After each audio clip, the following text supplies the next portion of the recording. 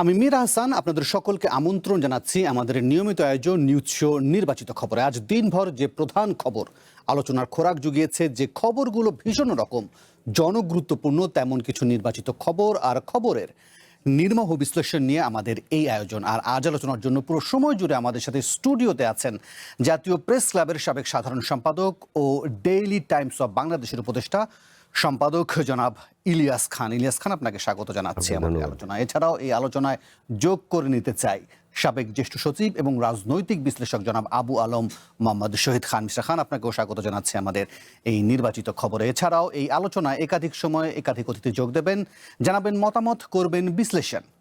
আগামী অক্টোবরে প্রথমার্ধে ইউনিয়ন পরিষদ নির্বাচন করার পরিকল্পনা করছে সরকার। তফসিল ঘোষণা করা হবে আগামী মাসের দ্বিতীয়ার্ধে। কথা জানিয়ে প্রধানমন্ত্রীর তথ্য ও সম্প্রচার উপদেষ্টা আরও বলছেন, আদালতের বিচারে নিষিদ্ধ না হলে কর্মসূচি চালাতে পারবে আওয়ামী লীগ, তারা যেন একটু অপেক্ষা করে। এদিকে জামায়াত বলছে, গণভোটের রায় বাস্তবায়ন না হলে দেশের রাজনীতি সংঘাতের দিকে যেতে পারে। বলা যায় তৃণমূলের নির্বাচন কার্যক্রম নিষিদ্ধ আওয়ামী লীগ আর জামায়াত এনসিপির হুঁশিয়ারি, সব মিলিয়ে বাংলাদেশের রাজনীতি উত্তাপ ছড়াতে শুরু করেছে। প্রশ্ন হলো, বর্তমান বিএনপি সরকারের আমলে প্রথম স্থানীয় সরকার নির্বাচন কতটা দলীয় প্রভাব মুক্ত থাকবে? অতীতের প্রশ্নবিদ্ধ নির্বাচনের ইতিহাস আমলে নিলে অক্টোবরের তৃণমূলের নির্বাচন কেন বিএনপি সরকারের জন্য গুরুত্বপূর্ণ পরীক্ষা? আজ নির্বাচিত খবরের টেবিলে সেটা সহজ করে বুঝতে চাই। চলুন তাহলে শুরুতে প্রথমেই স্থানীয় সরকারের নির্বাচনের খবরটি দেখে আসি। সুসম্পর্ক সমসাময়িক নানা বিষয়ে সচিবালয়ে তথ্য অধিদপ্তরের সম্মেলন কক্ষে গণমাধ্যমের মুখোমুখি হন প্রধানমন্ত্রীর উপদেষ্টা ডাক্তার জাহিদুর রহমান। বর্তমান সরকার জুলাইয়ের চেতনা ধারণ করে দাবি করে তিনি বলেন, 5 আগস্টের আগেই জুলাই স্মৃতি জাদুঘর উদ্বোধন করা হবে। এটা হচ্ছে, এটাকে আমরা স্ট্রেংথেন করব, আমি এটা একমত। সাভারে এনসিপির সমাবেশে বোমা হামলার তদন্ত চলছে উল্লেখ করে তিনি বলেন, এ বিষয়ে বক্তব্য দেওয়ার ক্ষেত্রে নাহিদ ইসলামের আরও দায়িত্বশীল হওয়া উচিত ছিল। জুলাই নিয়ে কটূক্তিকে সরকার এখনো ফৌজদারি অপরাধ মনে করে না বলেও মন্তব্য করেন ডাক্তার জাহিদ। জুলাই নিয়ে কটূক্তি অত্যন্ত মর্মান্তিক, অত্যন্ত অপ্রত্যাশিত, কিন্তু এটা এখন পর্যন্ত আমরা ক্রিমিনাল অফেন্স হিসাবে আমরা কোনো আইনে এটাকে ইনক্লুড করিনি। সুতরাং আইনগত ব্যবস্থা তাদের বিরুদ্ধে নেয়ার ক্ষেত্রে ওই কাজটা আগে করতে হবে। তো সমাজে এই আলাপটা হওয়া দরকার আছে। তুরাগ নদে আওয়ামী লীগ কর্মীর মৃত্যুর ঘটনাকে দুঃখজনক বলে উল্লেখ করেন উপদেষ্টা। বলেন, আদালতের বিচারে নিষিদ্ধ না হলে কর্মসূচি চালাতে পারবে আওয়ামী লীগ, তবে এজন্য তাদেরকে বিচার পর্যন্ত অপেক্ষা করার পরামর্শ দেন তিনি। রাষ্ট্রের আইন যেন তারা মেনে চলেন। এখন পর্যন্ত নিষিদ্ধ হচ্ছে আওয়ামী লীগ, তো নিষিদ্ধ হয়, তাদের কর্মকাণ্ড নিষিদ্ধ আছেন, তারা একটু অপেক্ষা করুন। আদালতে এটা যাবে, আমাদের মাননীয় স্বরাষ্ট্রমন্ত্রী জানিয়েছেন, আমাদের আইসিটি থেকে জানানো হয়েছে, তদন্ত চলছে, সেই সময়টা পর্যন্ত অপেক্ষা করলেই হবে। বিচারে যদি দেখা যায় যে তাদেরকে নিষিদ্ধ করা হচ্ছে না, আবারও বলছি এটা আদালতের এখতিয়ার, তিনি সব পক্ষকে শুনেই সিদ্ধান্ত নেবেন, তাহলে তারা তাদের কর্মকাণ্ড করতে পারবেন। সরকার অক্টোবরের প্রথমার্ধে ইউনিয়ন পরিষদ নির্বাচনের পরিকল্পনা করছে বলে জানান উপদেষ্টা। বলেন, আগামী মাসের দ্বিতীয়ার্ধে তফসিল ঘোষণা করা হবে।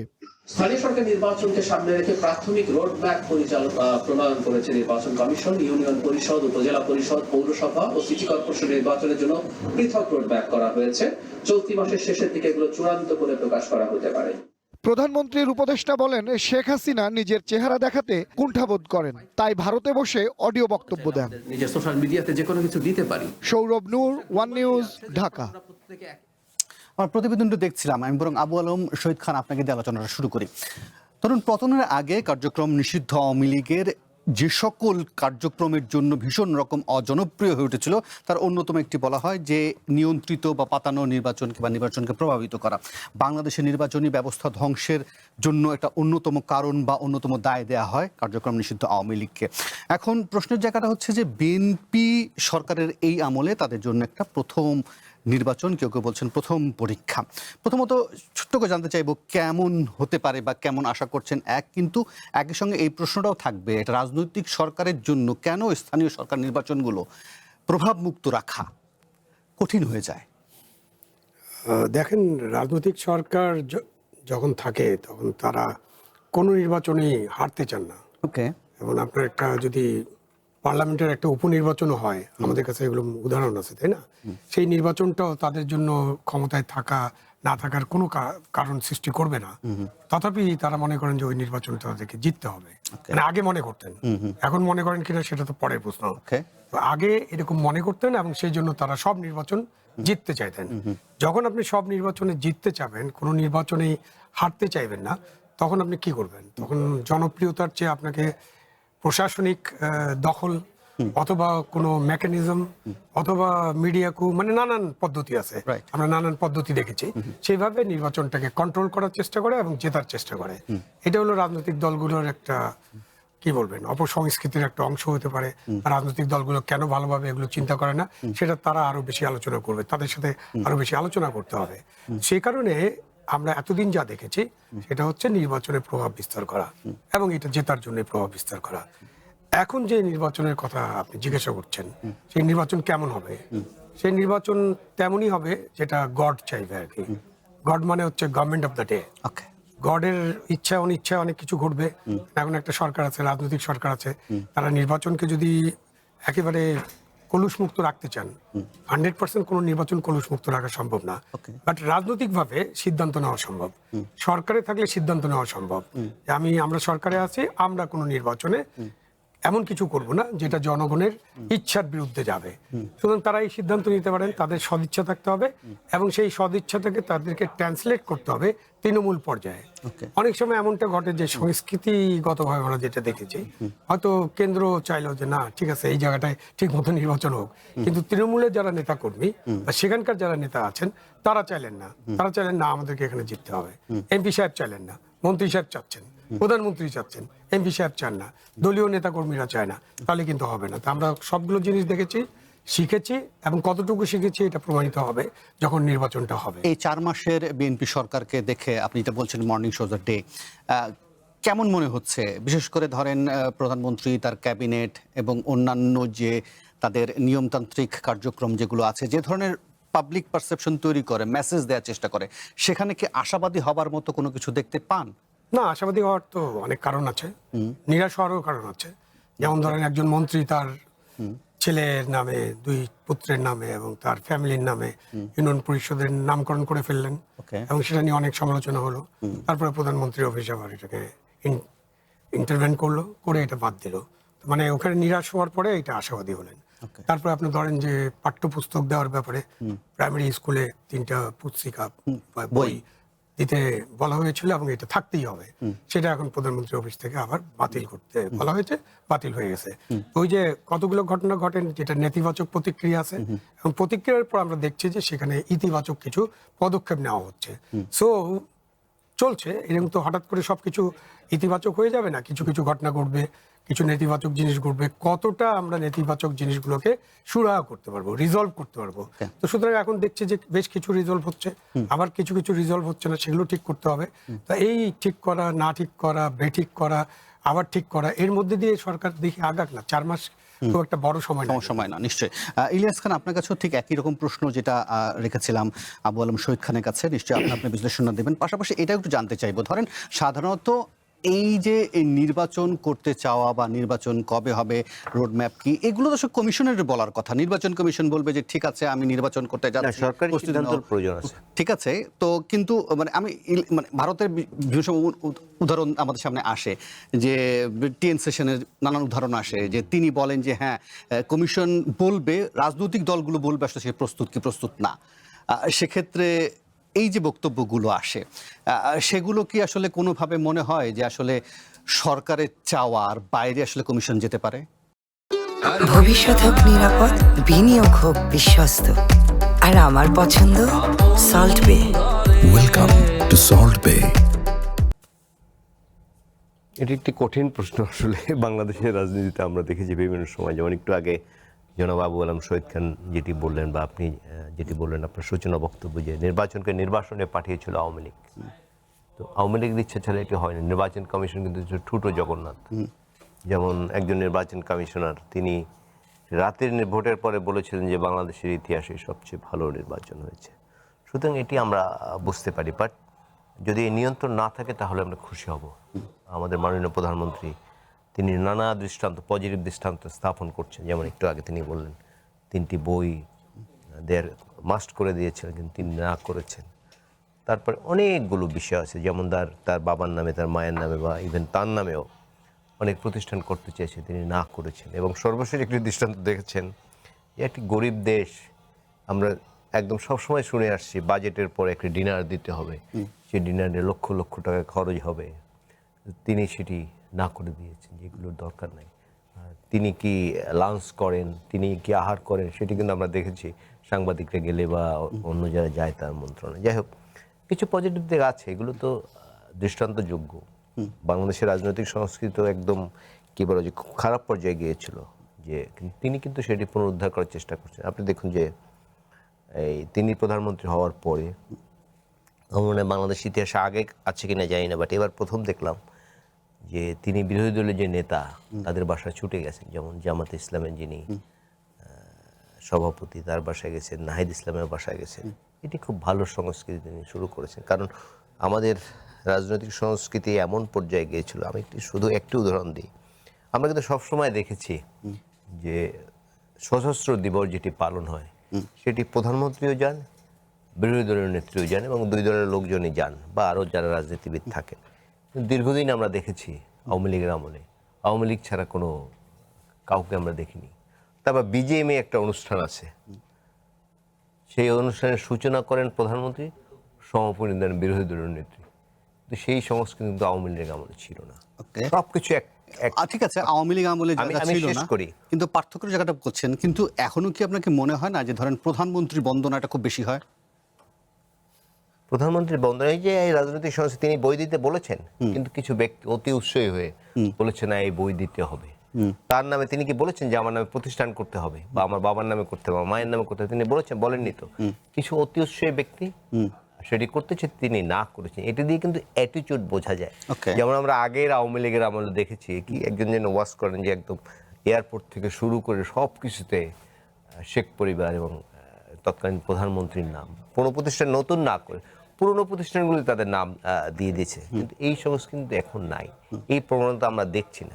সুতরাং আমরা পজিটিভ, আমরা ভালো কিছু আশা করতে চাই এবং আমরা আশা করি যে ভালো কিছু হবে। যে আমি শুরুতে বলেছিলাম যে নির্বাচনে পাঠানো হয়েছিল, সেই নির্বাচনকে এই যে বিশেষ করে স্থানীয় সরকার নির্বাচন, আপনি দেখুন যে প্রতীক বরাদ্দ দিয়ে ঘরে ঘরে দ্বন্দ্ব তৈরি হয়েছে, কিন্তু এবার কিন্তু প্রতীক দলীয় প্রতীক থাকবে না। এটি খুব ভালো এবং আশা করতে চাই মাননীয় প্রধানমন্ত্রী যে অ্যাটিটিউড আছে, তিনি ভালো কিছু করতে চান, বাংলাদেশের জন্য দৃষ্টান্ত স্থাপন করতে চান। আমি আশা করি এই নির্বাচনের মধ্যে দিয়ে সেটি শুরু হবে। এবং এর সঙ্গে আরেকটি কথা বলে রাখি, এই নির্বাচনের সময় দেখবেন যে দলীয় বিএনপি একটি বড় দল, অনেকে কিন্তু প্রত্যাশা করছেন যে আমি ইউপি চেয়ারম্যান হবো বা মেম্বার হবো বা উপজেলা চেয়ারম্যান, নানা স্থানীয় সরকারের যে পদগুলো আছে, এগুলো নাকি বিরাট দ্বন্দ্বের কিন্তু শুরু হবে। এই দ্বন্দ্ব মেটাতে হলে এবং সংঘর্ষ এড়াতে হলে সরকারের দিক থেকে খুব ভালো শাস্তিমূলক বা কঠিন ব্যবস্থা নিতে হবে, না হলে কিন্তু এই দ্বন্দ্ব নিরসন করতে পারবে না। আবু আলিম শহীদ খান, আপনার কাছে আরেকটু ছোট্ট করে জানতে চাইবো, ধরেন এই স্থানীয় সরকার নির্বাচনের ঘোষণা আসার আগেই যখন নির্বাচন কমিশন নানান ফোরামে গিয়ে কথাগুলো বলছিলেন, তখন তারা একটা বিষয়ই বলছিলেন যে এই নির্বাচন কঠিন হবে, স্থানীয় সরকার নির্বাচনকে তারা সংঘাতমুক্ত রাখতে চান অতীতের বাস্তবতাকে বিবেচনা নিয়ে। পাশাপাশি দলীয় প্রতীক না থাকার কারণে কে কোন দলের কোন পক্ষের এটা বোঝা মুশকিল হয়ে যাবে। ফলে এই নির্বাচনে যেমন বিএনপি, এনসিপি, জামায়াত থাকবে, তেমনি আওয়ামী লীগ সমর্থক যারা করেন বা আওয়ামী লীগ করেছেন, যারা ফৌজদারি অপরাধে অভিযুক্ত নন বা দণ্ডিত নন, তাদের জন্য তো একটা ওপেন গেট ফোরাম হয়ে যাবে। ফলে কি দেখেন যে এই চারপাশ থেকে সব রাজনৈতিক দলগুলো, যাদের স্টেক হোল্ডার যারা আছেন বা সমর্থকরা যারা আছেন, তারা যখন নির্বাচনে মাঠে নামবে, আসলে একটা সংঘাতপূর্ণ বা সংকটময় পরিস্থিতি তৈরি হওয়ার শঙ্কা যেটা বলা হচ্ছে, আছে কি আদৌ? না, সংবাদময় পরিস্থিতি তো হতে পারে, মানে আদৌ নাই এরকম বলার সুযোগ নেই, আবার একেবারে আছে হবেই এরকম বলারও সুযোগ নেই। এখন কেন সংঘাত হয়? সংঘাত তখনই হয় যখন আপনি কোনো ব্যক্তি বা গোষ্ঠী বা কোনো একটা ক্যান্ডিডেট, তাদের লোকজনরা যখন ডিপ্রাইভ মনে করে নিজেকে, তখন একটা সংঘাতের পরিস্থিতি হয়। অথবা কোনো ব্যক্তি গোষ্ঠী বা কোনো ক্যান্ডিডেটের লোকজন যখন সবকিছু দখল করে নেওয়ার চিন্তা করে, তখন সংঘাতের পরিস্থিতি হয়। সুতরাং সংঘাত কি নিয়ে সৃষ্টি হয় এটা জানে নির্বাচন কমিশন। তো এটা তো ওরা তো বিদেশ থেকে ইউনূস সাহেবের আমলের মতো আমদানি করা লোকজন না, তারা দেশের ভিতরের লোকজন এবং তারা এইসব নির্বাচন দেখেছেন। সুতরাং তারা জানেন যে কি হলে সংঘাত হবে না। যদি সরকার নিরপেক্ষ থাকে, সদিচ্ছা থাকে এবং রাষ্ট্রযন্ত্রকে যদি সরকারের জেতার জন্য ব্যবহার না করা হয়, তখন যদি আমরা আইন শৃঙ্খলা রক্ষাকারী বাহিনী, প্রশাসন, যারা নির্বাচনের কাজে থাকেন, লক্ষ লক্ষ মানুষ যারা থাকেন, শিক্ষক থাকেন, বেসরকারি কর্মচারীরাও থাকেন, সুতরাং তাদেরকে তখন একটা মেসেজ দেওয়া যায় যে ভাই নির্বাচনটা ঠিকঠাক মতো করতে হবে। সুতরাং এখানে নো হাঙ্কি পাঙ্কি বিজনেস, কোনো খারাপ কাজ করলে আপনারা দায়ী হবেন এবং আপনাদের শাস্তি দেওয়া হবে। তখন কিন্তু আপনার এই সংঘাতের 80 থেকে 90% এটাকে কন্ট্রোল করা সম্ভব। তারপরেও দুই এক জায়গায় একটু ঘেঁষাঘেঁষি, ধাক্কাধাক্কি, একটু উত্তেজনা, এগুলো কিন্তু হবে, এগুলো নির্বাচনের অংশ। কিন্তু আমরা এমন সংঘাত দেখতে চাই না যেখানে মৃত্যু হবে, এমন সংঘাত দেখতে চাই না যেখানে আইন শৃঙ্খলার অবনতি করবে, এমন সংঘাত দেখতে চাই না যেখানে ভোটাররা ভোট কেন্দ্রে যেতে বাড়িত হবেন, মানে ভয় পাবেন। সেই ভয়ের পরিবেশটা যেন সৃষ্টি না হয় এবং ভোটটা যেন সুষ্ঠুভাবে হয় এবং ভোটটা যেন ঠিকভাবে কাউন্ট হয় এবং যারা জিতছেন, যারা সত্যিকারভাবে জনগণের রায় পেয়েছেন, তাদের রায়টাই যেন ঘোষিত হয় ভোট কেন্দ্রেই, প্রত্যেক কেন্দ্রেই যেন ভোটের ফলাফলটা ঘোষণা করা হয়। এইসব যদি আমরা করতে পারি তাহলে সংঘাতময় পরিস্থিতি এড়ানো সম্ভব, এড়ানো যাবে। এবং কে নির্বাচনে আসছে, কারা নির্বাচন করবেন, সেটা তো জনগণ তাদেরকে ডিসাইড করবেন কাকে তারা ভোট দিবেন। তিনি কোন দল করেন, কি রং তার, সাদা না কালো, নাকি হলদে রং, নাকি কি ধরনের পোশাক পরেন, সেটার উপরে তো আর জনগণ ডিসাইড করে না। ডিসাইড করে তিনি কতটা জনগণের পক্ষে কাজ করেন, জনকল্যাণের সাথে তাকে পাওয়া যাবে কিনা। জনগণকে যদি আপনি রায় দিতে বলেন এবং জনগণ যদি তাদের ভোটাধিকার প্রয়োগ করতে পারে, তাহলে কিন্তু জনগণ সঠিক রায় দেবে। যে ইলিয়াস খান, আপনারও মন্তব্য চাইবো যে ধরেন জনগণের রায়ের কথা বলা হচ্ছে, যে জনগণ রায় দেবে, সেই জনগণ তো এটাও জানে যে তার এলাকায় কোন পরিবারটি বা কোন লোকটি কোন দলের সাথে জড়িত বা কোন ধরনের রাজনীতির সাথে সম্পৃক্ত। ফলে তিনি যখন এই রাজনীতি মাঠে আসবেন, ফলে ধরেন যে শক্তির পতন হয়েছে বা যে সরকারের পতন হয়েছে আগে, তিনি তো কোনো না কোনোভাবে এলাকায় জানাশোনা আছেনই। ফলে এই যে আমরা গত কয়েক মাস বা গত কয়েক বছর ধরে যে দেখেছি মবের সংস্কৃতি, ফলে এই যে লোকগুলো যারা এই নির্বাচনে আসলে, আমাদের তো কনস্টিটিউশনালি কেউ যদি নির্বাচন করতে চায় তাকে তো আটকানোর কোনো পথ নেই, তো ফলে তার যে নিরাপত্তার শঙ্কা দাঁড়ায়, সেটা কিভাবে আমরা বিবেচনা করব, বিশেষ করে যদি আপনি এনসিপি কিংবা জামায়াতের ভূমিকা। আমি বাস্তবতা বলি, যারা আওয়ামী লীগ করেছে এবং খুব অ্যাক্টিভ ছিলেন, মানুষের অত্যাচার নির্যাতন করেছে বা মানুষের কষ্টের কারণ হয়েছে, তারা আসলে ইলেকশন করতে পারবে না। তাদের ধরুন আপনি ভোটার হলেই তার কিন্তু নির্বাচন করার অধিকার আছে, কিন্তু এই আমি যাদের কথা বললাম এরা আসলে নির্বাচন করতে পারবে না। আওয়ামী লীগের সবাই যে খারাপ সেটি বলার সুযোগ নেই, কিন্তু গ্রামে গঞ্জে অনেক ভালো লোক ছিলেন যারা আওয়ামী লীগ করেছেন এবং আওয়ামী লীগের 15.5 বছর হয়তো ওই ধরনের কোনো সুবিধাও পাননি, সুবিধাও তো পেয়েছেন ম্যাক্সিমাম হাইব্রিডরা।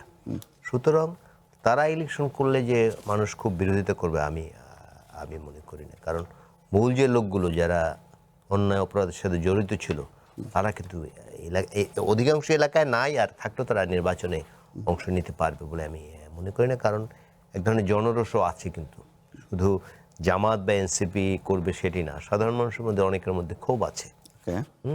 সুতরাং যদি মোটামুটি ভালো লোক হয় এবং ভাই যেটি বললেন যে মানুষ যদি রায় দিতে পারে, আমি মনে করি এবারে নির্বাচনে মানুষ ভালো মানুষদের রায় দিবে। আগে তো ধরুন প্রতীকের কারণে, ধরুন আমি নৌকা করি বা আমি ধানের শীষ করি, প্রতীক দেখে কলা গাছ দাঁড় করে ভোট দিয়ে দিলাম, এবার সেটি হবে না। আমার মনে হয় যে প্রকৃতপক্ষে ভালো মানুষ বা অ্যাপারেন্টলি ভালো মানুষ, তাকেই মানুষ ভোট দিবে। কিন্তু একই সঙ্গে যদি আপনি তথ্য উপদেষ্টার মাত্র 1 সপ্তাহ আগে 30 জনের মন্তব্য শোনেন, সেখানেও তিনি এই বক্তব্য আনছেন যে রিফাইন্ড হোক বা অন্য কোনো নামে হোক, আওয়ামী লীগ কর্মসূচিও করতে পারবে না। আজকে তো অন্য কথা বলেছেন। হ্যাঁ, আজকে তো আরেক ধরনের কথা শুনলাম। তো ফলে কি আপনার দুটোর মধ্যে কন্ট্রাডিক্ট মনে হচ্ছে না? কিছুটা তো কন্ট্রাডিক্ট আছে, বাট আগের অবস্থান থেকে একটু সরে আসছে আমার মনে হয়। কারণটা কি হতে পারে, কেন সরে আসা? কারণ আসলে বিএনপি তো একটি গণতান্ত্রিক দল, মানুষের গণতান্ত্রিক অধিকার থাকুক।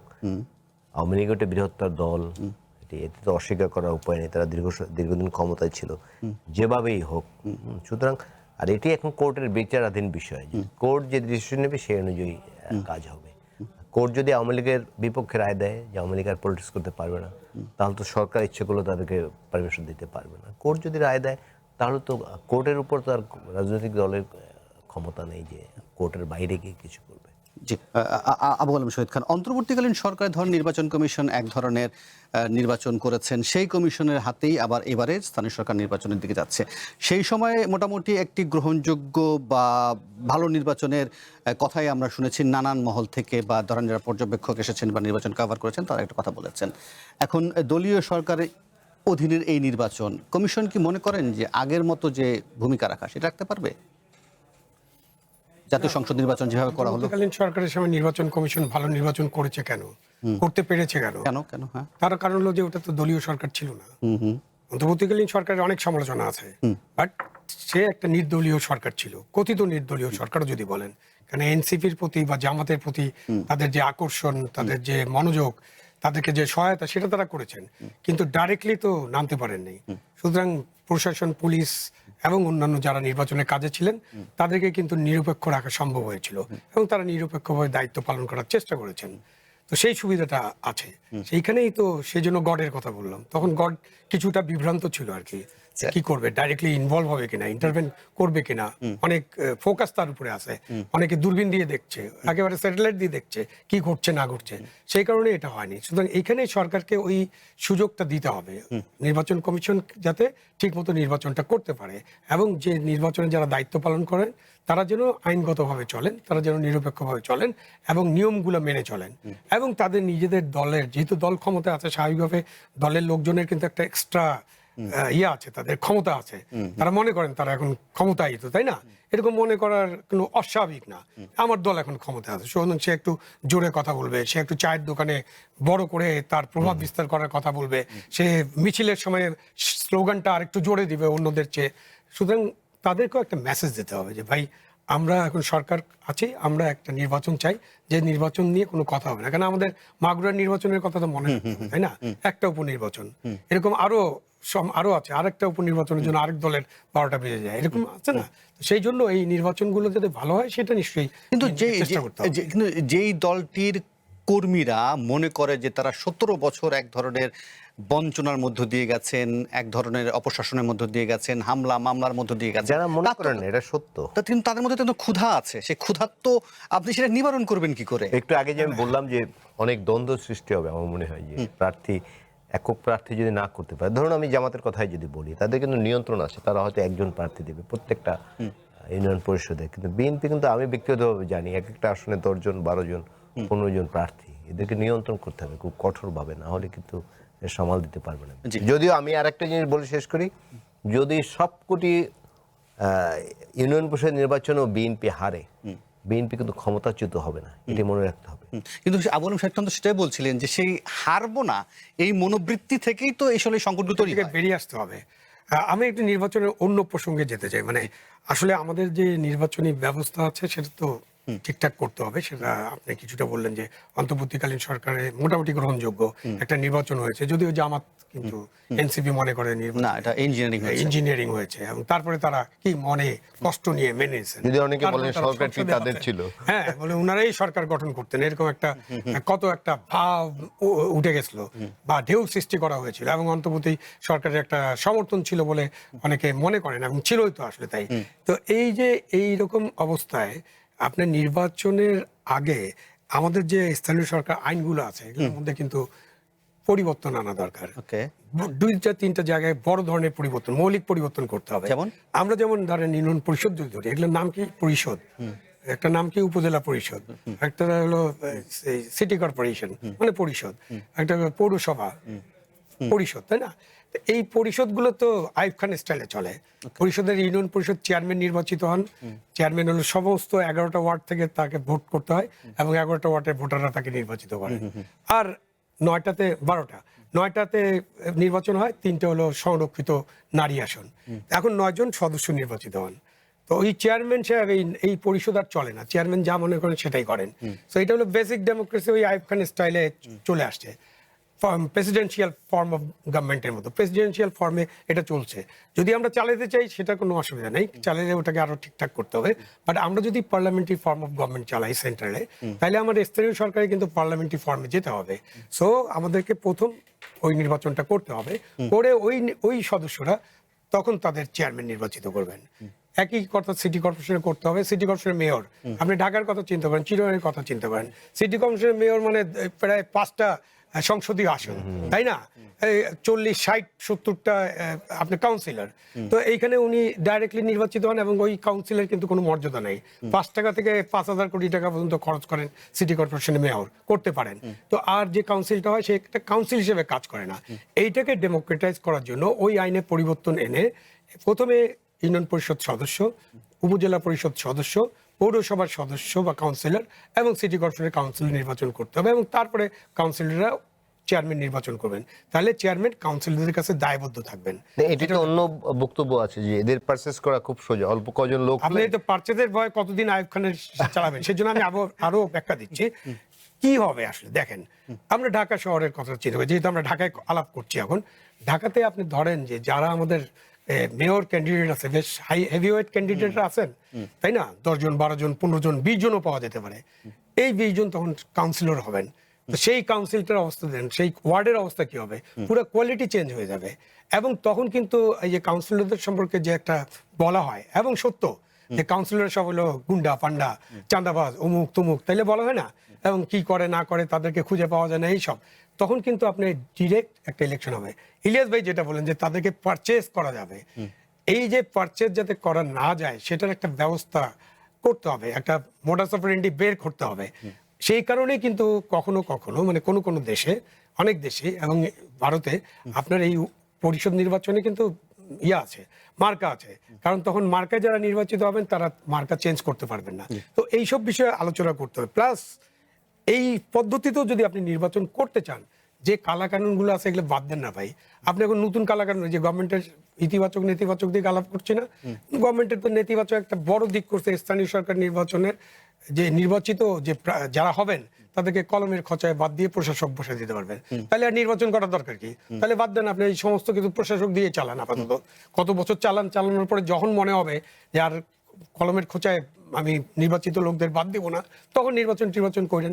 এগুলো কিন্তু চেঞ্জ করতে হবে। যে নিশ্চয়ই আমি ফিরে এসে ইলিয়াস খান এই বিষয়ে আপনার মন্তব্য জানতে চাইবো, পাশাপাশি অন্যান্য প্রসঙ্গগুলো না চেষ্টা করব এই আলোচনার টেবিলে। তবে নেব ছোট্ট একটা বিরতি, ফিরছি একটু পর। ভবিষ্যৎ হোক নিরাপদ, বিনিয়োগ হোক বিশ্বস্ত, আর আমার পছন্দ সল্ট বে। Welcome to Salt Bay.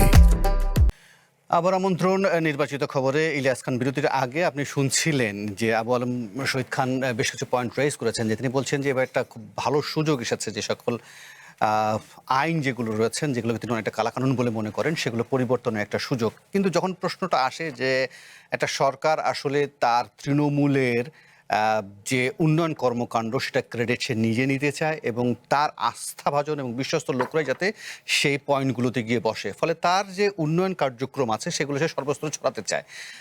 আবার একই সঙ্গে এটাও সত্য যে যখন এই ধরনের আইনগুলো সামনে থাকে তখন আসলে অনেক ধরনের প্রতিবন্ধকতা এবং সংকটগুলো তৈরি হয়। আপনি কি মনে করেন যে যেভাবে আবু আলম শহীদ খান দেখছিলেন যে একটা সুযোগ এসেছে আবার জয়ের আকাঙ্ক্ষা থেকে, কেন সে আসলে না, সুযোগটা হচ্ছে যে এবার সব একযোগে নির্বাচন হবে।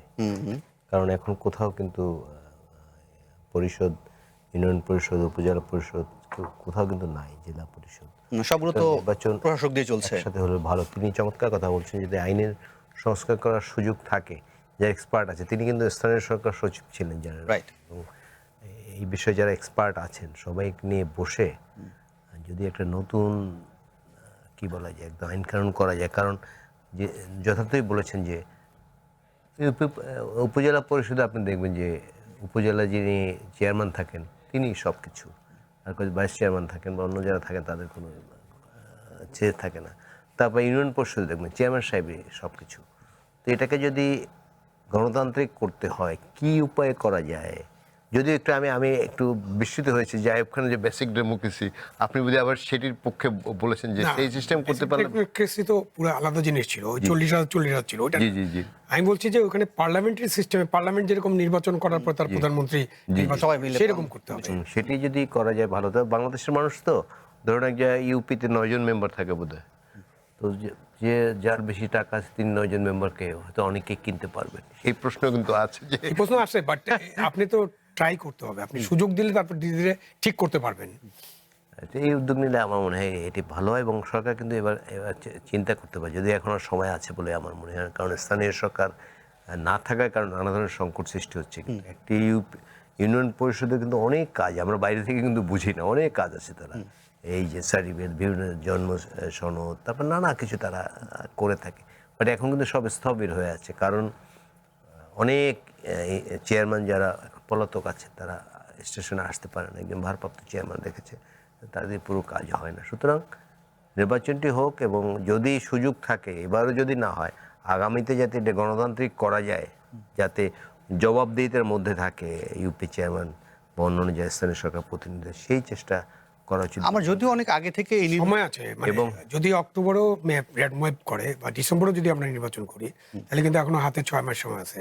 এবং আমাদের কাছে মানে ওই সরকারের আমলে অন্তর্বর্তী সরকার অনেক কমিশন করা হয়েছিল না, খুব শুধু রাজনৈতিক বিষয়গুলো নিয়ে তারা দিনের পর দিন আলোচনা করেছেন এবং অনেক কিছু জল ঘোলা করেছেন। সব সংস্কার কিন্তু লোকাল গভর্নমেন্ট যে রিপোর্টটা আছে, লোকাল গভর্নমেন্ট সংস্কার কিন্তু রিপোর্ট আছে, সেই রিপোর্ট নিয়ে কোনো আলোচনাই হয়নি। লোকাল গভর্নমেন্ট সংস্কারের যে রিপোর্ট আছে, এবং তারা কিন্তু রিপোর্টটা আমি দেখেছি, যে কারণে আমাকে একটা রিপোর্ট পাঠানো হয়েছিল। যিনি রিপোর্টের প্রধান দায়িত্ব পালন করেছিলেন তোফাইল সাহেব, উনি মারা গিয়েছেন ভদ্রলোক, কিন্তু লোকাল গভর্নমেন্টের বড় এক্সপার্ট। উনি যে রিপোর্টটা করেছেন সেখানে আইনগুলো তৈরি করে দিচ্ছেন, এই যে আমি যে কথাগুলো বললাম সেগুলো কিন্তু ওটার মধ্যে আছে। সুতরাং ওইগুলো নিয়ে যদি পার্লামেন্ট বসে, পার্লামেন্টের একটা স্ট্যান্ডিং কমিটি যদি এগুলো নিয়ে, স্থানীয় সরকার নিতে স্ট্যান্ডিং কমিটি আছে, তাদের কাছে যদি ওগুলো দেওয়া যায় এবং কি কি বিবেচনা করা সম্ভব, সেগুলো করা গেলে নেক্সট সেশনে কিন্তু আমরা আইনটা করে ফেলতে পারি। এবং এই আইনটা করা হলে, আইনটা করা খুব জরুরি, কারণ আমাদের সংবিধানে কিন্তু স্থানীয় সরকারের আলাদা চ্যাপ্টার আছে। এবং স্থানীয় সরকার হলে একটা সরকার, কেন্দ্রীয় সরকার এবং স্থানীয় সরকার, দুইটা সরকার আমাদের। তো স্থানীয় সরকারের ব্যাপারে কিন্তু সব দলের কমিটমেন্ট আছে, স্থানীয় সরকারকে শক্তিশালী করার কমিটমেন্ট আছে। এবং আপনি যেটা বলছিলেন যে সরকার চাইবে তার তৃণমূলে যে উন্নয়ন হচ্ছে সবকিছু যাতে তার থাকে, তার যেন ছাপ থাকে, সে তো থাকবেই। তৃণমূলে আপনি কি ইউনিয়ন পরিষদের কি 10 কিলোমিটার রাস্তা বানাবে নাকি? এটা বানাবে না তো। কেন একটা ইউনিয়ন থেকে যখন আরেকটা ইউনিয়নের রাস্তাটা চলে যায়, দুইটা রাস্তা, বা একটা ইউনিয়ন থেকে যখন উপজেলায় আসে, তখন কিন্তু তখন কিন্তু এটা কেন্দ্রীয় সরকারের অধীনে চলে আসে, অথবা উপজেলা পরিষদের কাছে আসে। উপজেলা পরিষদ থেকে এক উপজেলা থেকে আরেক উপজেলা, এক নগর থেকে আরেক নগর। তো কেন্দ্রীয় সরকার যে এই যে 9,35,000-36,000 কোটি টাকার বাজেট করেছে, তার কত পার্সেন্ট আপনি লোকাল গভর্নমেন্টে যাবে? তার 30,000 কোটি টাকা যাবে সবচেয়ে বেশি, অথবা 35,000 কোটি টাকা যদি বেশির বেশি হয়, আমি জানি না এক্স্যাক্টলি কত, বাট আমি যখন সচিব ছিলাম তখন 24,000 কোটি টাকা ছিল এবং বিগ বাজেট ছিল। সুতরাং ওই বাজেট কিন্তু যদি আমরা ডিস্ট্রিবিউটও করি ঠিক মতো, তাহলে কিন্তু সরকারের যে আদার উন্নয়ন বিষয়গুলো আছে সেগুলোতে কিন্তু খুব বেশি ছাপ পড়বে না। সরকার যে উন্নয়ন করছে, সরকারের উন্নয়নের ছাপ যেখানে যেখানে আছে, মানুষ কিন্তু জানে যে কোথায় সরকারটা উন্নয়ন করছে। এটা কোনো অসুবিধার বিষয় নিশ্চয়ই। স্থানীয় সরকারকে ফাংশন করার জন্য অনেকগুলো গুরুত্বপূর্ণ মত পাওয়া গেল, কিন্তু একই সঙ্গে এটাও তো ঠিক যে নির্বাচনটাকেও তো আপনার সুষ্ঠু করতে হবে। ফলে আবারও ওই প্রসঙ্গেই ফিরে আসি, যে ধরেন পুলিশ প্রশাসন কমিশন যারা এই নির্বাচনটাকে কন্ডাক্ট করবে, ফলে এখন যে বাস্তবতায় আমরা দেখতে পাই, একটা সময় কে কতটা আওয়ামী লীগ করেছেন সেই বক্তব্য সামনে নিয়ে এসে সে কতটা দলীয় পুলিশ, সে কতটা দলীয় প্রশাসন হয়ে সামনে আসতো বিষয়টি এখনো কি আপনার নজরে পড়ে কিনা? বিশেষ করে গত কয়েক মাসে যদি দেখেন যে পুলিশের নানান ঊর্ধ্বতন কর্মকর্তারা নানানভাবে কে কবে জাতীয়তাবাদী শক্তির অংশ ছিলেন, কি ছিলেন না ছিলেন সামনে আসছে। এই পুলিশের কাছে সন্দেহ কি তৈরি হয় না? এটা দুর্ভাগ্যজনক, বাট এটা সবাই না, খুব অল্প পরিমাণে, হয়তো অল্প পরিমাণ মুখে বলছে, বাকিটা থেকে বলে না, এবং শো করতে চায় যে আমরা ধরুন যে দল ক্ষমতায় থাকে যে আমরা সেই দল করি। এবং আপনি চমৎকার প্রসঙ্গ তুলেছেন যে অনেক জায়গায় আছে এই আমলাতন্ত্র এবং এই আইনশৃঙ্খলা রক্ষাকারী বাহিনী এগিয়ে গিয়ে পদ দিয়ে দিতে চায়, নির্বাচিত ঘোষণা করতে চায়। এটি আছে, এটি রোধ করতে হবে, দৃষ্টান্ত স্থাপন করতে হবে, শাস্তি দিতে হবে এদের। এটি যদি করা যায়, যেমন আগে আমরা শুনেছি একদম স্টেজে দাঁড়িয়ে নৌকার পক্ষে ভোট চেয়েছে, তাদের সর্বোচ্চ শাস্তি ছিল যদি কোথাও হয়ে যে বদলি করেছে এক জায়গা থেকে আরেক জায়গায়। তো এটাতে কোনো লাভ হয় না, বাট দৃষ্টান্তমূলক শাস্তি যদি স্থাপন করতে পারে দু একটির ক্ষেত্রে, তাহলে কিন্তু আমরা একটা ভালো রেজাল্ট পাবো। আমাদের মনে রাখতে হবে যে আমরা কিন্তু বিশেষ করে এখন যারা ক্ষমতা আছে জনগণের কাছে এক ধরনের কমিটমেন্ট করে আছে। আবার যদি পুরনো গড্ডালিকার প্রভাবে আমরা হারিয়ে যাই, তাহলে কিন্তু কঠিন সময় আমাদের মোকাবেলা করতে হবে। কারণ ভোটের কালচার যদি থাকে, তাহলে কিন্তু জনগণের কাছে আবার আপনার যেতে হবে। আপনি তো রাতের ভোট করে বিনা ভোটে নিজের লোক এমপি ঘোষণা করে, সেই যুগ কিন্তু বাংলাদেশে আর কোনোদিন ফিরে আসবে না। মানুষ কিন্তু অনেক সচেতন হয়েছে, আমি মনে করি অনেক সচেতন হয়েছে মানুষ। সুতরাং ভোটারদের কাছে যখন যেতে হবে আপনাকে, ভোটারের জন্য ভালো যেটি সেটি করতে হবে। আমি গায়ের জোরে আমার মুসলমান আছে, আমার দলীয় নেতাকর্মী আছে, এটি যদি আমি করি, তাহলে আবার জনগণ আমাদের প্রতি আবার বিমুখ হবে। কারণ ইতিহাস থেকে শিক্ষা নিতে হবে। এমন একটি সময় মনে হয়েছিল যে আওয়ামী লীগকে বুঝিয়ে আর কোনোদিন সরানো যাবে না, এত শক্তি যারা সঞ্চয় করেছে, এত বেনিফিশিয়ারি সৃষ্টি করেছে, তাদের কিন্তু পালিয়ে যেতে বাধ্য করেছে। এটি কিন্তু যে যখন ক্ষমতায় আসে তাদের এটি মাথায় রাখতে হবে। যে এই প্রসঙ্গ থেকে আরেকটা প্রসঙ্গ আসলে নিশ্চয়ই আলোচনার দাবি রাখে, সেটা আমরা বুঝতে চাই আসলে এই ধরনের হুঁশিয়ারি আসলে শুধুমাত্র রাজনীতির মেঠো বক্তৃতা কিনা, পাশাপাশি এর মধ্যে আসলে কোনো সতর্ক বার্তা বা মেসেজ বা কোনো ধরনের হুঁশিয়ারিও আছে কিনা। কারণ জামায়াতের সেক্রেটারি জেনারেল তিনি বলছেন যে গণভোটের রায় যদি বাস্তবায়ন না হয় তাহলে বাংলাদেশের রাজনীতি সামনের দিনগুলোতে সংকটে এবং সংঘাতে পড়বে। ফলে তার বক্তব্যটা শুনি এবং সেখান থেকে আসলে আদৌ কি বার্তা পাওয়া যায় সেটা একটু বুঝতে চেষ্টা করি। আমরা তার বক্তব্যটা একটু শুনি।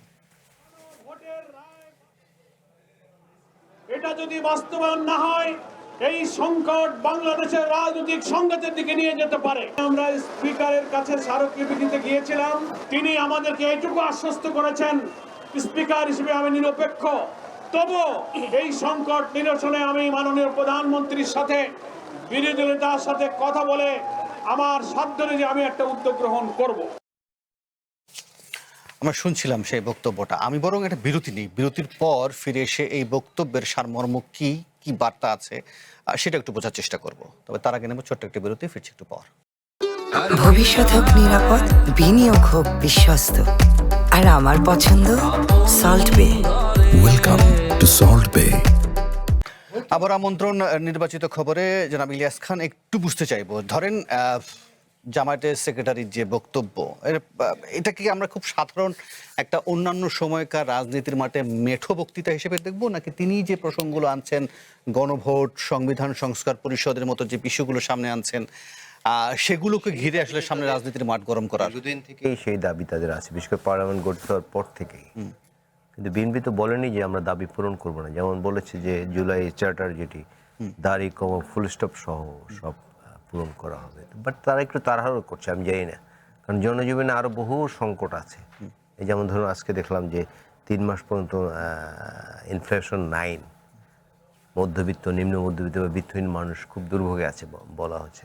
সেগুলো নিয়ে কথা বলছেন শুধু। বিশেষ করে গণভোট, তারপরে জুলাই চার্টার, নানা কিছু নিয়ে তারা এগুলো পূরণ করতে হবে, এগুলো বলার বিষয় না তা না, আমি বলছি না।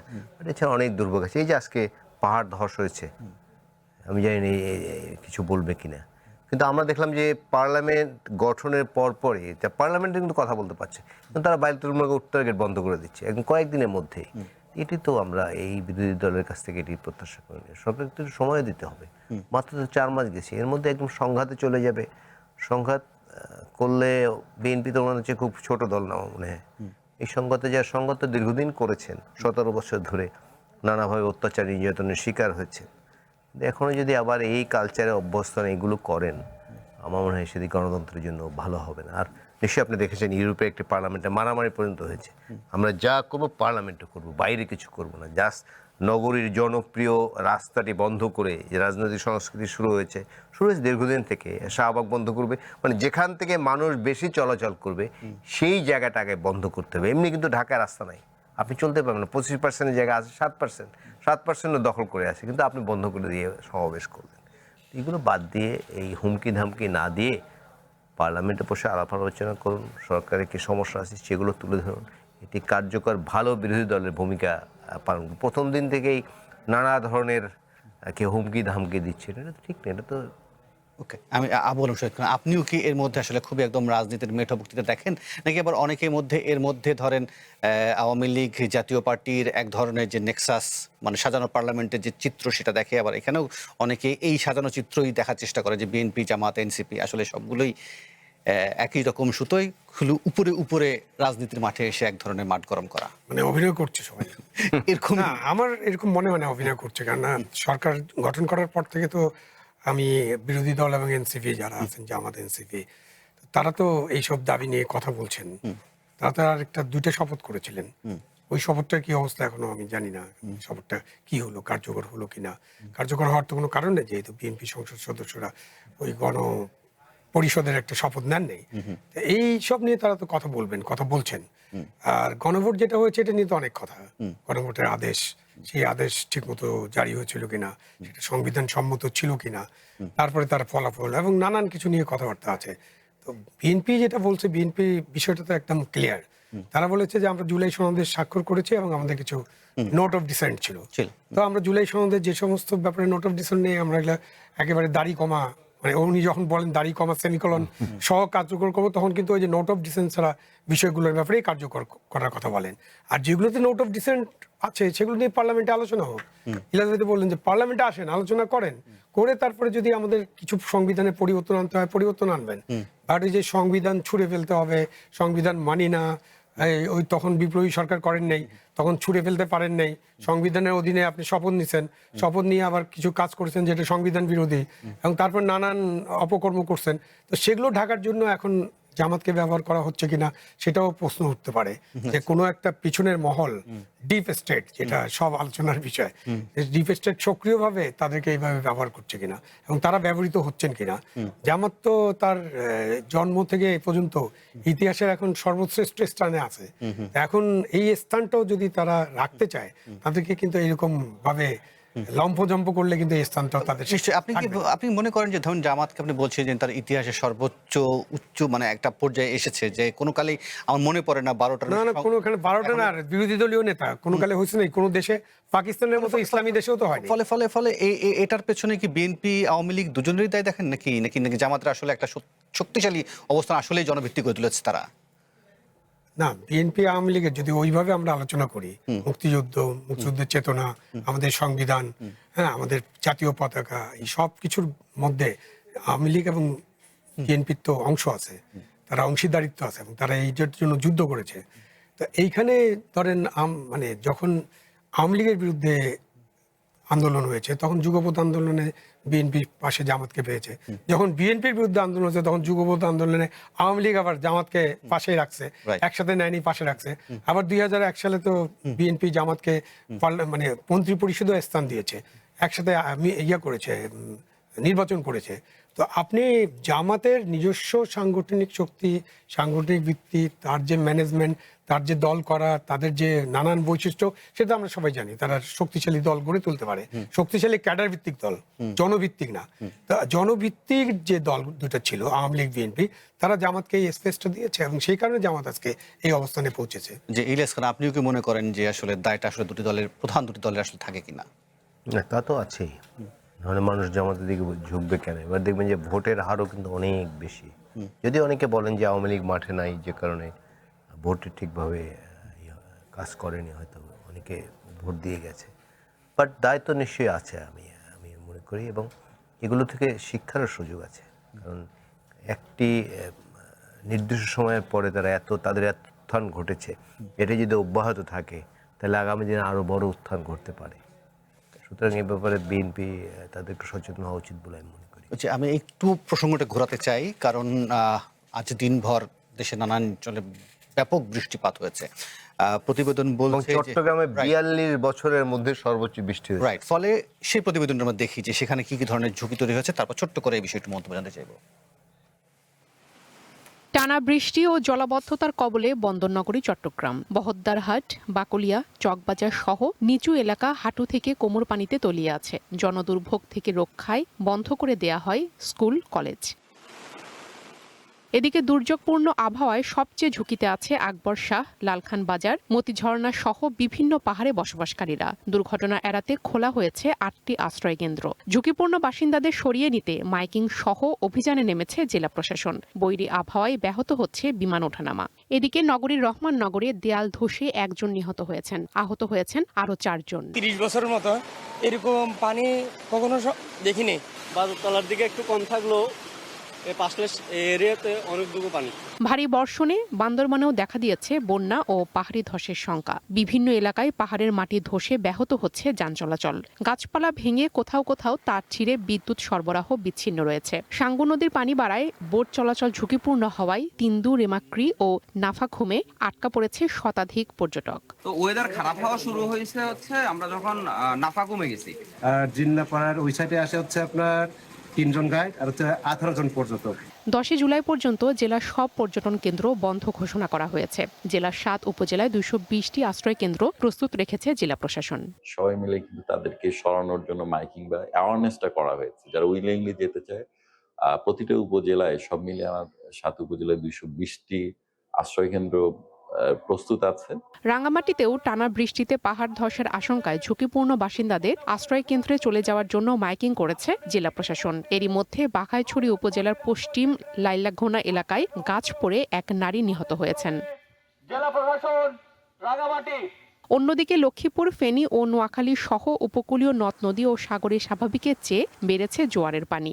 ভারী বর্ষণে বিপর্যস্ত হয়ে পড়েছে জনজীবন। হাতিয়ায় রোববার দুপুর থেকে ফেরি সহ সব ধরনের নৌ চলাচল এখনো বন্ধ রয়েছে। দীর্ঘ সময় ধরে আমি অপেক্ষা করতেছি, এখন কখন যাব, কিভাবে যাব। ননসরাঘাট থেকে শ্যামনঘাটের উদ্দেশ্যে কোনো ট্রলার যাচ্ছে না। এছাড়া বরগুনা, পটুয়াখালী ও ভোলায় নিম্নচাপ ও মৌসুমী বায়ুর প্রভাবে থেমে থেমে হালকা থেকে মাঝারি বৃষ্টি হচ্ছে। উত্তাল হয়ে উঠেছে মেঘনা ও তেঁতুলিয়া সহ ভোলার চারপাশের নদ নদী। এতে চরম আতঙ্ক নিয়ে দিন কাটাচ্ছেন চরাঞ্চলের হাজার হাজার মানুষ। Priya Kundu, one national desk. Abu Alam Shahid Khan, আমরা প্রতিবেদনটি দেখছিলাম, আপনি প্রশাসনের গুরুত্বপূর্ণ জায়গাগুলোতে কাজ করেছেন, ফলে এই প্রশ্নটা আপনি একটু আমাদেরকে একটু পরিষ্কার করবেন যে ধরেন এই যে আমরা দৃশ্যগুলো দেখলাম যে ধরেন পাহাড়ের কোন কোন জায়গায় মানুষের জনবসতি গড়ে উঠেছে, এই ধরনের মানুষগুলো আসলে কি করে ওখানে থাকে, তাদেরকে সরাতে আসলে প্রশাসনের কোন জায়গায় বেগ পেতে হয়? এগুলো তো ধরেন কিছুটা রাজনৈতিক আশ্রয় প্রশ্রয় থাকে, আর কিছুটা হলো মানুষের প্রয়োজন। ঘর বাড়ি নেই, রাস্তায় থাকার চেয়ে যায় পাহাড়ের উপর উঠে নিজের মতো করে একটা টিনের ঘর বানিয়ে থেকে গেলাম। এখন আপনি যে চেষ্টাটা করছেন, সেই চেষ্টাটা তো আপনার রেগুলার চেষ্টার অংশ হতে হবে। পাহাড়ের ওই জায়গায় তো আপনি যে কাউকে থাকতে দিবেন না, যে গেলেই এই পাহাড় যাদের দেখার দায়িত্ব, জেলা প্রশাসন, পুলিশ প্রশাসন এবং আমাদের যে অন্যান্য মন্ত্রণালয় আছে, বন ও পরিবেশ মন্ত্রণালয়, যাদের পাহাড় রক্ষা করা যাদের দায়িত্ব, তো তারা এগুলো খুঁটিয়ে খুঁটিয়ে তাদেরকে দেখতে হবে। বলতে পারেন তাদের লোক বল নাই, আপনি পাহাড়ে দেখতেছেন, আপনি রাস্তা দেখেন না। একটা রাস্তা তৈরি হওয়ার পর রাস্তার দুই দিকে কিন্তু এটা জমি, রোডস এন্ড হাইওয়েজের জমি। সেটার মধ্যে প্রথমে একটা চায়ের দোকান হয়, তারপর ওই চায়ের দোকানে একটা আড্ডা শুরু হয়, তারপর একটা পানের দোকান হয়, তারপর আরো দুইটা চায়ের দোকান হয়, কারণ মানুষের তো কোনো কাজকর্ম নাই, কিছু করে খেতে হবে। তারপর ওখানে একটা মুদিখানা হয়। এরকম করতে করতে কিন্তু রাস্তার পাশে ওই জায়গাটা সরকারি জায়গার মধ্যে এসব গড়ে ওঠে। এবং প্রশাসনের চোখের সামনে, প্রশাসন মানে প্রশাসন, সিভিল, পুলিশ এবং যে মন্ত্রণালয়ের দায়িত্ব, রোডস এন্ড হাইওয়ে, সবাই মিলে তারা দেখতেছে। পরে তারা ওখান থেকে চাঁদা তোলার চেষ্টা করেন, চাঁদা পান এবং চোখ নাকে তেল দিয়ে ঘুমাইতে থাকেন। তো এই যে তাহের সাহেবের বক্তব্য শোনার পরে ইলিয়াস ভাই যেটা বললেন না, যে আমাদের আরো অনেক বড় বড় বিষয় আছে যেগুলো দেখা উচিত, এগুলোর ব্যাপারে রাজনৈতিক নেতৃবৃন্দ আলোচনা করে এগুলোতে জিরো টলারেন্সের মতো, দুর্নীতির ব্যাপারে জিরো টলারেন্স হয়তো আপনি করতে পারবেন না, বাট পাহাড়ের উপর একটা লোক থাকবে এবং এই সময় পাহাড় ধসে মারা যাবে লোক, সেটা তো হতে দেওয়া যাবে না। সুতরাং আপনাকে এগুলো বন্ধ করতে হবে। ইলিয়াস খান, আপনি এই বিষয়ে ছোট করে মন্তব্য করবেন। আমি পাশাপাশি ওই ডায়াসে যেতে চাই, আমরা কিছু অনলাইনও দেখবো, অনলাইন থেকে আপনাদের ছোট করে। এই দেশের সবচেয়ে কম দাম হচ্ছে মানুষের। আপনি জানেন যে এই যে আমরা কি বছরের পর বছর শুনছি কিন্তু পাহাড় ধসে মানুষ মারা যাচ্ছে, শুনি প্রশাসন ব্যবস্থা নিয়েছে, তাদের উন্নত শেল্টার দেওয়ার চেষ্টা করছে, বাট আসলে কিন্তু হচ্ছে না। সুতরাং শুধু না বলে যাতে কার্যকর ব্যবস্থা হয় এইসব মানুষের জন্য, যারা শহীদ ভাই যেটি বললেন যে তারা উন্নত থাকার জায়গা না থাকার কারণে যে থাকছে, সেটি যাতে তাদের উন্নত শেল্টার দেওয়া যায় সেই চেষ্টা করা উচিত। কারণ প্রতি বছর আমরা কিন্তু একই খবর সবসময় শুনি এবং দেখি, এবং মানুষের মৃত্যু দেখি, এগুলো আসলে রোধ করা উচিত। নিশ্চয়ই আমরা একই সঙ্গে ফুটেজেও দেখছিলাম যে চট্টগ্রামবাসী যে দীর্ঘদিনের দুঃখ, একদম রাস্তায় কোমর পানি উঠে যাওয়া, সেটাও নিশ্চয়ই একটা। আমরা অনলাইনগুলো দেখি, বরং অনলাইনে প্রথম আলো বলছে যে চট্টগ্রাম ও রাঙামাটি আগামীকাল এইচএসসি পরীক্ষা স্থগিত করেছে। মানে পরিস্থিতি আসলে ভয়াবহতা কিছুটা উপলব্ধি করা যাচ্ছে। সাথে সাথে ইআইইউর বসবাসযোগ্যতা সূচকে সবচেয়ে কম বসবাসযোগ্য শহরের তালিকায় যুদ্ধ বিধ্বস্ত দামেস্ক ও ত্রিপোলির পরেই ঢাকার অবস্থা এতটাই খারাপ, আবু আলম শহীদ খান, মানে কোনো আপাতত একটু ভালো হয়েছে, কারণ আগে বোধহয় এক নম্বর ছিল দীর্ঘদিন আগে, এক নম্বরে ছিল, এখন যুদ্ধ বিধ্বস্ত হয়েছে দামেস্ক, ত্রিপোলি, এই জন্য আমরা একটু 3 নম্বরে গেছি। আর ঢাকার অবস্থা যে খারাপ, আমরা এখান থেকে বের হলেই তো বুঝতে পারবো। ঢাকার ফুটপাতে কত লোক থাকে, ঢাকায় আপনার গাড়ি ঘোড়া কেমন চলে, ঢাকায় কত মানুষ বসবাস করে, এবং ঢাকা তো আসলে এই নগর মরা নগর হয়ে গেছে একদম। এটা থেকে কোনো পথ নেই, এটার পথ আমি জানি না, পথ আছে কিনা, বাট এখান থেকে রাজধানী শিফট করতে হবে, এটা একটা পথ। প্রথমে রাজধানী শিফট করেন, তারপরে বোঝা যাবে। এটা হিউজ ডিসিশন না, এটা বড় ডিসিশন এবং নিতে হবে, এবং পৃথিবীর অনেক দেশ নিয়েছে, কিন্তু আপনি নিয়েছে না। আপনি রাজধানী, এই যে পাকিস্তান, তার কথা বললে অনেকে হয়তো রাগ করবেন, কিন্তু পাকিস্তান ইসলামাবাদের রাজধানী নিয়েছে না করাচি থেকে, কেন নিয়েছে? এইসব কারণে। তারপরে আপনি মালয়েশিয়া রাজধানী শিফট করেছে না, পৃথিবীর ইন্দোনেশিয়া, এরকম অনেক দেশ রাজধানী শিফট করেছে, নয়াদিল্লি শিফট করছে না। তো এই যে আপনার রাজধানীতে থাকা এবং সমস্ত জিনিস ডিসেন্ট্রালাইজেশন, ওই যে লোকাল গভর্নমেন্টে আবার যাই, লোকাল গভর্নমেন্টে যদি আপনি ডিসেন্ট্রালাইজেশন করেন এবং আপনার বিভাগীয় শহরগুলোতে যদি অনেক কিছু কাজটা হয়ে যায়, তাহলে তো মানুষকে রাজধানী আসতে হবে না। জি, অসংখ্য ধন্যবাদ। আমি শেষ অনলাইনটা দেখতে চাই, শেষ অনলাইন পোর্টাল বিবিসি কি বলছে? বাংলাদেশের 4 বিভাগের বিভিন্ন স্থানে বন্যার শঙ্কা, টানা বৃষ্টির পূর্বাভাস, আর আরেকটা বন্যার আশঙ্কা করা হচ্ছে। যাই হোক, আমি আর মনে সময় পাচ্ছি না, আমাকে অনুষ্ঠান শেষ করতে হবে। অসংখ্য ধন্যবাদ আবু আলম শহীদ খান এবং একই সঙ্গে ইলিয়াস খান, আপনারা আপনাদের মূল্যবান সময় মন্তব্য জানিয়েছিলেন। আর এই ছিল আজকের নির্বাচিত খবরে। কাল আবারও দেখা হবে, সে পর্যন্ত ভালো থাকুন, সুস্থ থাকুন, শুভরাত্রি।